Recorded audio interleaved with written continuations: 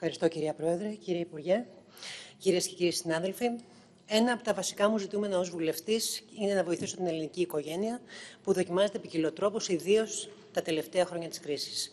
Γνωρίζουμε όλοι μας οικογένειες με παιδιά που δυσκολεύονται να τα βγάλουν πέρα, τα έξοδα ανατροφής των παιδιών σε συνδυασμό με τις υπόλοιπες υποχρεώσεις τους προς το κράτος, την εφορία, τα ασφαλιστικά ταμεία τους φέρνουν σε απόγνωση.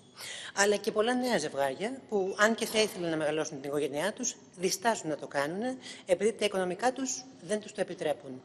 Η αρνητική δημογραφική τάση που καταγράφεται ιδιαίτερα τα τελευταία χρόνια είναι ιδιαίτερα ανησυχητική. Σύμφωνα με τα στατιστικά στοιχεία της Ελληνικής Στατιστικής Αρχής, στην Ελλάδα παρατηρείται συνεχής πτώση του δείκτη γεννήσεων. Η πτώση αυτή, μάλιστα, φτάνει σε επίπεδα κάτω του ευρωπαϊκού μέσου όρου. Το γεγονός αυτό, λοιπόν, συνδυαστικά με το ότι όλο και περισσότεροι αποφασίζουν να αποκτήσουν παιδί σε μεγαλύτερη ηλικία, έχει ως αποτέλεσμα ο ρυθμός των παιδιών στις περισσότερες οικογένειες να μην υπερβαίνει τα 2. Και βέβαια ο πληθυσμός της Ελλάδας να συρρικνώνεται. Χαίρομαι ιδιαιτέρως που η κυβέρνησή μας θεσπίζει για πρώτη φορά επίδομα γέννησης για να βοηθήσει την ελληνική οικογένεια, ακολουθώντας βεβαίως το παράδειγμα του Βελγίου, του Λουξεμβούργου, της Ελβετίας και του Ηνωμένου Βασιλείου.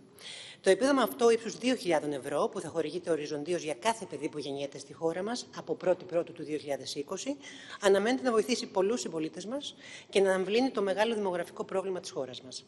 Η χορήγηση του επιδόματος γέννησης γίνεται υπό κάποια εισοδηματικά κριτήρια. Τα εισοδηματικά κριτήρια αυτά διαμορφώνται έτσι ώστε να αποκλείονται από τη χορήγησή του μόλις το 1% των εισοδημάτων, ενώ ειδική μέριμνα λαμβάνεται για τις μονογονεϊκές οικογένειες.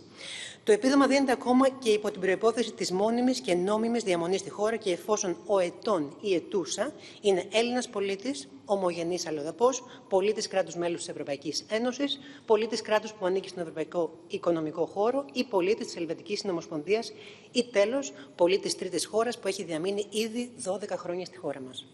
Το επίδομα θα καταβάλλεται σε 2 δόσεις ισόπωσης μετά από την υποβολή σχετικής ηλεκτρονικής αίτησης ή ψηφιακής δήλωσης στο μευτήριο.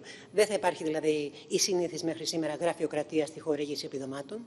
Ιδιαίτερα σημαντικό είναι ότι το επίδομα αυτό θα φορολογείται και δεν θα υπόκειται σε τέλη, εισφορές ή οποιοδήποτε άλλου είδους κρατήσεις. Επίσης, δεν θα κατάσχεται, δεν θα συμψηφίσετε σε καμία οφειλή.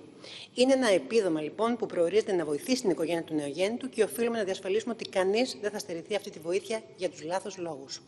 Κυρίες και κύριοι συνάδελφοι, σίγουρα το επίδομα γέννησης δεν είναι πανάκι για τα προβλήματα του δημογραφικού, αλλά είναι ένα πρώτο σημαντικό βήμα για την καταπολέμηση της υπογεννητικότητας.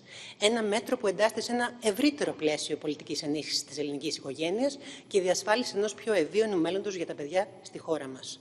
Στο πλαίσιο αυτό ανήκουν μεταξύ άλλων η διευκόλυνση της πρόσβασης των Δήμων που δεν έχουν ευρεφονιπιακούς σταθμούς στην απαραίτητη χρηματοδότηση και η σύνδεση της χορήγησης επιδομάτων με την επαρκή φοιτηση των παιδιών στο σχολείο.